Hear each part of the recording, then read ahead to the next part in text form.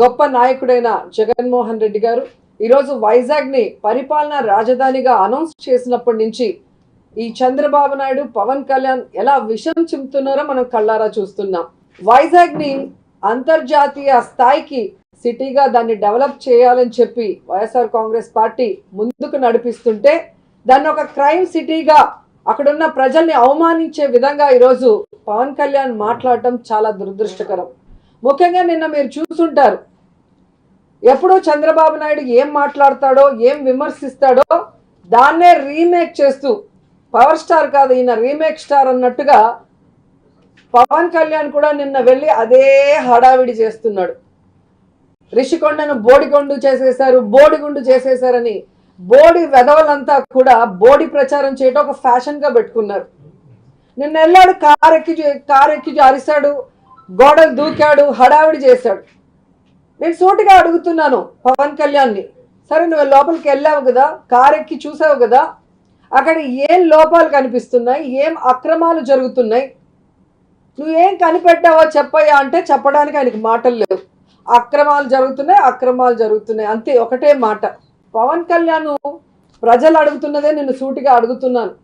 నీ పార్టీ, నీ దత్త తండ్రి చంద్రబాబు నాయుడు గారి పార్టీ, అలాగే రఘురామకృష్ణంరాజు ముగ్గురు కలిసి ఈ ప్రాజెక్ట్ మీద కోర్టుకు వెళ్ళారు కదా. ఏ కోర్టు అయినా ఇది అక్రమ కట్టడం, దీని నిర్మాణాన్ని ఆపేయండి అని చెప్పి ఎక్కడైనా తీర్పు ఇచ్చిందా? మీరు ఎన్జిటికి కూడా వెళ్ళారు. ఎన్జిటి ఇచ్చిన స్టేని కూడా సుప్రీంకోర్టు ఎత్తేసి నిర్మాణానికి అనుమతులు ఇచ్చారు. సుప్రీంకోర్టు కన్నా గొప్పడివా నువ్వు పవన్ కళ్యాణ్? ఇప్పటికే ఈ కేసు హైకోర్టులో ఉంది. హైకోర్టుకి మేము చేసే ప్రతి డెవలప్మెంట్ కూడా ప్రభుత్వం ఎప్పటికప్పుడు అఫిడవిట్ రూపంలో అందిస్తూనే ఉంది. కోర్టు ఏదైనా మార్పులు చేర్పులు చెబితే అవి మేం చేస్తాం, నీకు మధ్యలో బాధ ఏంటని నేను అడుగుతున్నా. ఇతన్ని చూస్తుంటే నాకు ఒకటి అడగాలనిపిస్తుంది. పుష్ప సినిమాలో ఒక డైలాగ్ ఉంటుంది, ఇది నా కాలే, ఇది నా కాలే, నా కాలు మీద నేను నా కాలు వేసుకుంటే నీకేం బాధ అయ్యా అని. అది ప్రభుత్వ భూమి, ఆల్రెడీ అక్కడ ప్రభుత్వ కట్టడాలు ఉన్నాయి, అవి పాతవైపోయాయని ప్రభుత్వ కట్టడాలని అభివృద్ధి చేస్తుంటే నీకేం బాధ అని అడుగుతున్నా.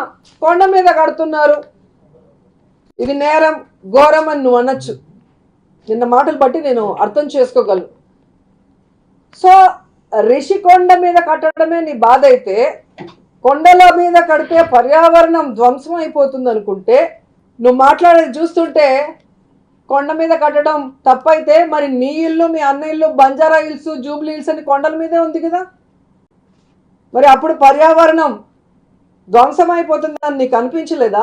చంద్రబాబు గారినే తీసుకెళ్లి ఈడ్స్ లోపల వారెత్తికి లోకేష్ గారిదే ఉంది కాదు, రిమైండ్ షీట్ లో లోకేష్ పేరు ఉంది. వీడు 40 years ఇండస్ట్రీ, 74 ఏళ్ళు, 14 ఏళ్ళు ముఖ్యమంత్రి, నాకు అది ఉంది, నాకు ఇది ఉంది, నాకు తొక్కు ఉంది, తోలు ఉంది, తోటకూరని తిరిగినటువంటి ఈయన కుక్కను ఈడ్చినట్టు ఈడ్చి లోపల పారేశారు. లోకేష్ గారిది ఏమన్నా బొఫ్ఫుని గడు ఒక దంతంతా వెళ్ళి డైరెక్ట్ గా పడతాడు ఇటు పక్కన, బాబు పక్కన. మేము అధికారంలోకి వస్తాం, ఆడి సంగతి చూస్తా, ఈడి సంగతి చూస్తా, రెడ్ బుక్ లో రాస్తా, గ్రీన్ బుక్ లో రాస్తా, నీ దిక్కున్న బుక్ లో రాసుకో, ఇది కూడా రాసుకో. నీ బాబుని కుక్కని ఈడ్చినట్టు ఈడ్చి తీసుకెళ్లి స్కిల్ స్కామ్ లో నీ బాబుకి ఎన్ని స్కిల్స్ ఉన్నా కూడా రాజమండ్రి సెంట్రల్ జైలుకి పంపిస్తున్నటువంటి జగన్మోహన్ రెడ్డి అని చెప్పి ఫస్ట్ పేరు రాసుకుని ఆయన ఏకముక్క పీకరు. నువ్వు వచ్చి పవన్ కళ్యాణ్కి ఆంధ్రాకి రావాలంటే వేసే అవసరం, ప్యాకేజ్ తీసుకోవాలి. ఆయన ఆంధ్ర రావాలంటే ఆయన ప్యాకేజ్ తీసుకోవాలి. ఉత్తపుత్రుడు అడవిడి చేసేస్తున్నాడు, పొద్దున్న నుంచి నేను వెనకబడిపోతున్నా అని చెప్పి ప్యాకేజ్ తీసుకుని అర్ధరాత్రి వచ్చి రోడ్ల మీద పడుకున్నాడు. ఎప్పుడు రాత్రి 11, 12 రోడ్డు మీద పడుకుంటే ఎవడుంటాడు? ఎవడన్నా హెడ్లైట్లు లేని లారీలో బస్సుకి వెళ్తే లేనిపోయింది ఏదో జరిగేది. కాబట్టి ఆయన ప్యాకేజీ తీసుకుంటే చాలు. ఆయనకి పాస్పోర్ట్లు వేసాలి అవసరం. ప్యాకేజ్ ఇస్తే ఆయన ఆంధ్రప్రదేశ్లో ఎటు నుంచి అయినా సరే వచ్చేస్తాడు, రోడ్డు మీద పడుకుంటాడు, పాక్కుంటా దేక్కుంటా చంద్రబాబు నాయుడు గారి కాళ్ళ దగ్గరికి వచ్చేస్తాడు.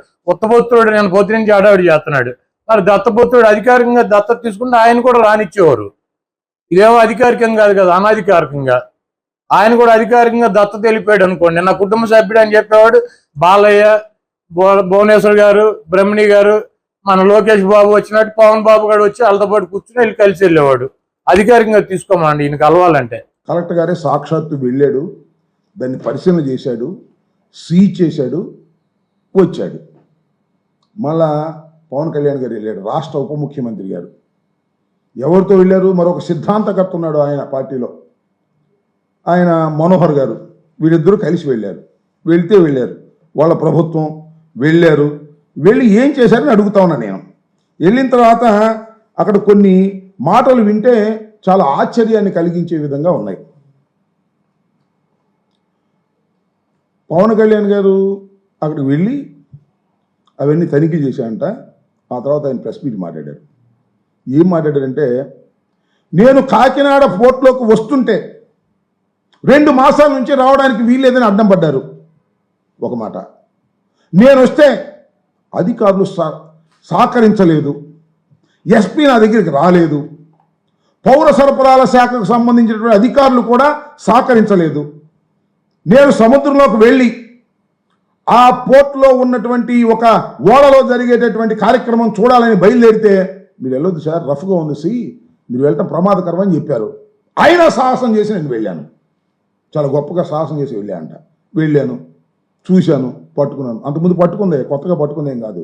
అంతకుముందు కలెక్టర్ గారు పట్టుకునే దాన్ని చేశారు, దానికి వెళ్ళాను అనేటువంటి మాట మాట్లాడి, ఈ విధంగా తాను ప్రభుత్వంలో ఉండి పని చేస్తున్నారో ప్రభుత్వంలో లేక పని చేస్తున్నారో అర్థం కానటువంటి పరిస్థితి కనిపిస్తూ ఉంది ఇక్కడ మన కాకినాడలో. ఒక విషయాన్ని ఇక్కడ చెప్పాలి కాకినాడకు సంబంధించి. Kakinada port anchor port. ఈ రాష్ట్రంలోనే కాదు, ఛత్తీస్గఢ్లోను, ఒరిస్సాలోను అక్కడి నుంచి కూడా బియ్యం వచ్చి ఇక్కడి నుంచి ఎగుమతి అవుతాయి. ఎక్కడికి ఎగుమతి అవుతాయి? ఇతర దేశాలకు ఎగుమతి అవుతాయి. దాని ద్వారా మనకు ఫారెన్ ఎక్స్చేంజ్ వస్తుంది. చట్టబద్ధంగానే ఎగుమతి అవుతాయి రైస్ అంతా కూడా, బియ్యం అంతా కూడా. అయితే ఇక్కడ జరిగేది ఏంటంటే, ఈ బియ్యంలో పీడిఎస్ రైస్ కూడా కలిపి పంపిస్తున్నారు. వాళ్ళకి కక్ష సాధింపు చేయని అంటున్నారు, మళ్ళీ ఒక పక్క చేస్తామంటున్నారు. అన్నిటికీ కూడా సిద్ధంగానే ఉంటాను కదా. ఉప సర్పంచ్ సత్తెనపల్లి, తప్పకుండా వాళ్ళందరినీ కూడా కలుస్తాం, వాళ్ళకి భరోసా ఇచ్చే కార్యక్రమం చేస్తాం. ఈరోజు వాళ్ళకి ప్రజలు మ్యాండేట్ ఇచ్చారు, తప్పకుండా వాళ్ళు చేసిన హామీలన్నీ కూడా మంచి చేయాలి మనస్ఫూర్తిగా, ప్రజలకి మంచి చేయాలి మనస్ఫూర్తిగా కూడా కోరుకుంటాం. వాళ్ళకి అన్ని రకాలుగా కూడా ఏదైతే వాళ్ళ కూటమికి ఇచ్చిన మ్యాండేటు, ప్రజలకు ఇచ్చిన హామీలు అన్నీ కూడా నెరవేర్చాలని కోరుకుంటాం. తప్పకుండా కూడా ప్రజాక్షేత్రంలో వాస్తవమే ప్రజలు మాకు పెద్ద ఎత్తున ఒక భారీ మ్యాండేట్ ఇచ్చారు. మా తప్పొప్పులు ఏదన్నా ఉన్నా కూడా తప్పకుండా సరిదిద్దుకుంటాం. ప్రజలకి నిరంతరం మళ్ళీ అందుబాటులో ఉండే కార్యక్రమాలు తొందరలో కూడా మళ్ళీ వాళ్ళకి కూడా కొంత అవకాశం ఇస్తాం. న్యూ గవర్నమెంట్ కాబట్టి తప్పకుండా కూడా తప్పులు చేస్తే ప్రజల పక్షాన్ని నిలబడతాం, మా కార్యకర్తల పక్షాన్ని నిలబడతాం. ఈ రోజు కూడా జగన్మోహన్ రెడ్డి గారు ఒంటరిగా పోటీ చేసినా కూడా 40% ఓట్ షేరు ఈరోజు జగన్మోహన్ రెడ్డి గారు సాధించుకోగలిగారు. సీట్లు రాకపోయినప్పుడు కూడా దాదాపు 40% ఓట్ షేర్తో ఈరోజు జగన్మోహన్ రెడ్డి గారు ఉన్నారు. మళ్ళీ బౌన్స్ బ్యాక్ అవుతాం, ప్రజల పక్షాన్ని నిలబడతామని చెప్పి తెలియజేస్తూ ఉన్నాం. కొంతమంది అనిల్ అజ్ఞాతంలోకి వెళ్ళిపోయాడు, ఎన్నికలైంది 4వ తారీఖున 6-7 రోజులైంది, దీని లోపలికి అడిగి పారిపోతాం. నాకేమీ దాదాపు 2009 నుంచి 2019 దాకా దాదాపు ప్రతిపక్షమే. కేవలం 5 సంవత్సరాలే అధికారం. దాంట్లో కూడా చిట్ట చివరి 2 సంవత్సరాలు ఒక రకంగా స్థానికంగా నాకు అనేక ఇబ్బందులే పడ్డా. దానివల్ల దాదాపు 15 సంవత్సరాలు నా రాజకీయ జీవితంలో, 10 సంవత్సరాలు, ఇంకొక 5 సంవత్సరాలు ఉంటాం. దానివల్ల ఏదో ఇబ్బంది పడిపోయేది. తప్పకుండా ఏ దానికైనా కూడా ఏం చేసినా కూడా సిద్ధంగా కూడా ఉంటాం. రాజకీయాల్లోకి వచ్చిన తర్వాత ఏ నిర్ణయం తీసుకున్నా, ఏ దానికి చేసినా కూడా కట్టుబడి ఉంటేనే కదా రాజకీయాల్లోకి వస్తాం. నిజమే, మా వల్ల పొరపాట్లు, లేకపోతే మేము అధికారంలో ఉన్నప్పుడు కొన్ని మా రకరకాల వల్ల మేము ఓటమి చెందొచ్చు.